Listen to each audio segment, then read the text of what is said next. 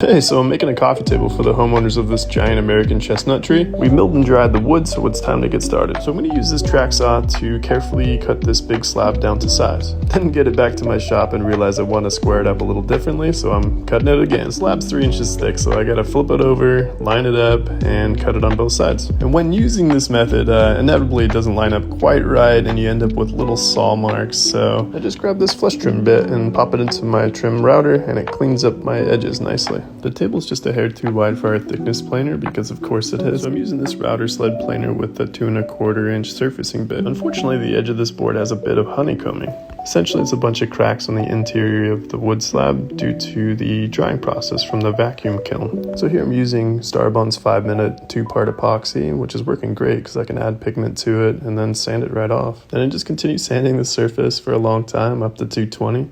I've always been on Team Chamfer over a roundover. I just really like the look and feel of a nice clean edge. And I just quickly pop our brand onto the bottom, then start applying some oil. I'm just using Danish oil because it has a nice natural warm feel and complements the tone of the chestnut beautifully. So yeah, I'm like loving how this turned out. And I'm thrilled the homeowner of the tree gets a piece of it to enjoy in their home. Help us out by liking, following, commenting, all the things. Thanks.